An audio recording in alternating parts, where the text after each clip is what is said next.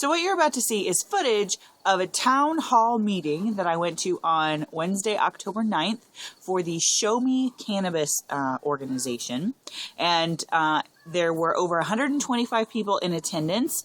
Most of the major news networks covered this particular town hall meeting. I'm actually in some of the KMBC footage. Not me, like you can't see my face, but you can see my camera and you can see my head. And then my dad is blocking my face. My dad is like smack dab in the middle.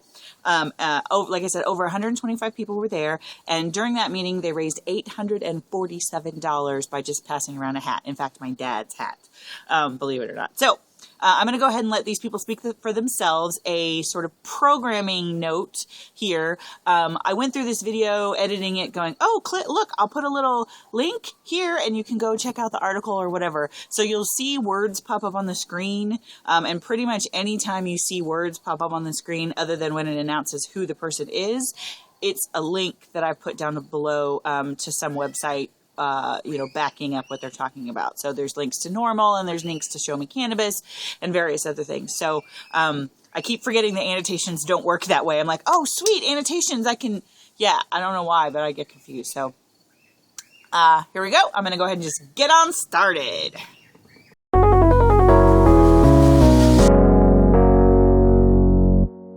Hi, it's Ruthie. And I'm in the truck with my dad, and we are on our way to a town hall meeting in the support of the legalization of cannabis in the state of Missouri. The organization is called Show-Me Cannabis, and that's where we're going. Say hi, Dad. Hi, Dad. So we're going there, and you'll get to see what it's all about. Yes, I'm John Payne. I'm the executive director of Show-Me Cannabis, and first of all, I'd like to thank everybody for coming out tonight. I really appreciate it. And, you guys are what are going to change the laws here in the state of Missouri. So that's right. We're here. So to start things off, I just want to say that I think it's really appropriate that we're having this in a town called Liberty. For me, this is fundamentally an issue of liberty. This is a policy in a free country. The burden should be on anyone who says that there should be a policy that people are going to get locked up. The burden should be on them to show that policy is necessary and effective. And I think it's pretty evident that cannabis prohibition is neither of those things.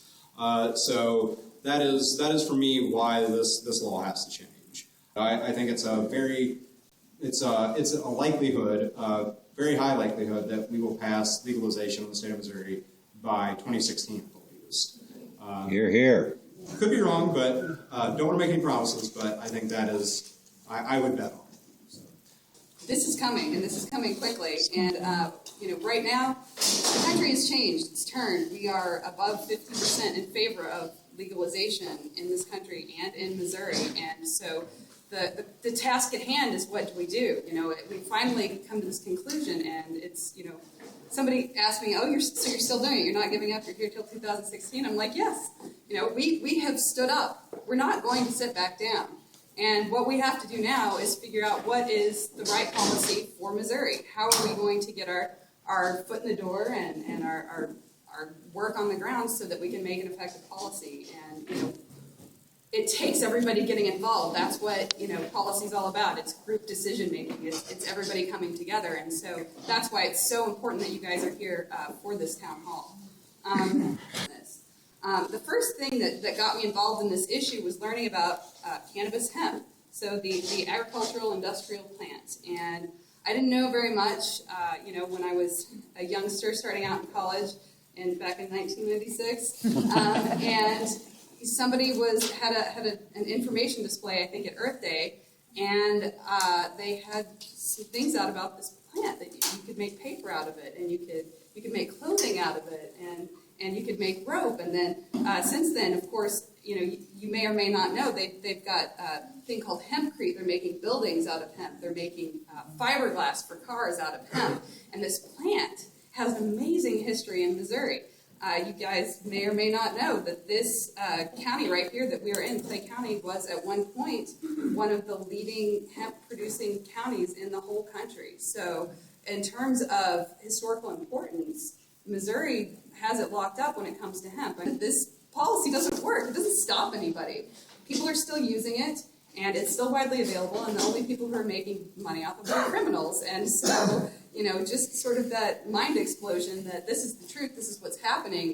People are learning, and they've come to the, to the point where we know the truth about cannabis. We know about medical marijuana. We know about hemp, and we're not going to unlearn those facts. So, Alaska legalized cannabis use and possession and arguably cultivation. It's been legal, not just decriminalized, but legal under that state's constitution, its right to privacy clause, since 1975. And you know what's happened in Alaska? Nothing. Nothing's happened. No big deal. It's not, the sky hasn't fallen. Well, they have good smoke comes out of Since just under a year ago, when Washington State and Colorado State legalized not only the possession, use, and cultivation, but beginning at least early next year, actual retail sales of cannabis to adults, regulated and taxed in much the same way that alcohol is. And I've been to both states since that happened. I can report that the sky has not fallen in either Colorado or Washington either. That what happens when cannabis prohibition is repealed is all good. It's interesting to consider that we've reduced the use of the most addictive drug on the planet. In the words of Ronald Reagan, Surgeon General, the most addictive drug on the planet. We've reduced the use of tobacco in this country dramatically in the last 40 years. We didn't put a single person in prison for possessing and using tobacco, or for growing tobacco, or for selling tobacco. We didn't put anybody in prison, and yet we reduced the use of tobacco by half, not by threats of criminal sanction, but by an appeal to reason, an appeal to simple self-interest, an appeal to truth and justice, but the fact that, and the American way, but the fact that, indeed, marijuana isn't hurting anyone right now. When we repeal the prohibition on it, we don't see a bunch of new people starting to use cannabis. We see the same people using it. People who don't want to use it aren't going to start just because it's not a crime anymore. Hi, my name is Brian Leininger. Like Dan, I'm a practicing criminal defense lawyer, and we both defend people who are charged with these crimes, and we're trying to talk ourselves out of a job, aren't we, Dan? I am here on behalf of a group called LEAP. Some of you have heard of LEAP. It's Law Enforcement Against Prohibition. And what LEAP is a group of mostly retired or former police officers, but actually some present police officers are members, former judges, former prosecutors, anybody who was on the side of prosecuting drug crimes and now realizes that that's the wrong way to be. Cannabis or not, if you know anyone that uses cannabis or not, the fiscal side of things should appeal to you, because we're spending a lot of taxpayer resources to enforce these laws that aren't doing anything. And we did a study with Harvard economist Jeff Myron last year, and he estimated that we spend in the state of Missouri $90 million just on enforcing cannabis laws. And then if we legalized it and taxed it like alcohol, we could realize another $59 million in tax revenue. So that would be a $149 million revenue turnaround in the state of Missouri alone if we legalized, regulated, and taxed cannabis like alcohol. I wanted to get more footage from that town hall meeting, but my camera died. You could hear the beeping there towards the end and several times because my camera battery is crap. So one of the biggest questions during that town hall meeting was, what can I do to help? What are the things that I can do as an individual to support the Show Me Cannabis movement? And the first being talk about the issue. So that is what I'm doing. That's why I made this video, is to talk about the issue. I believe that cannabis should be legal for adults, for recreational and for medical use, and should be regulated and taxed like alcohol. I fully support, 100% support the Show Me Cannabis movement, and will continue to do so until it is legal. And in talking about it, if you can't talk about it, you don't know why it should be legal, you should definitely educate yourself and research. I've provided tons of links where you can go and check stuff out, so please do so. And of course, ask any questions you want in the comments below, or email those people involved with Show Me Cannabis. The second thing is to stay informed about the issues. The Show Me Cannabis website organization has a text thing where you can text in and they'll text you information. You text SMC to the number 420 420. Yeah, SMC to 420 420, and you will get information about town halls and about other things such as the conference that is coming up on November 16th at the Event Port here in Kansas City, Missouri. And they don't have much information up about it yet. That's coming. So check out their website, showmecannabis.com, right? Showmecannabis.com. So check that out.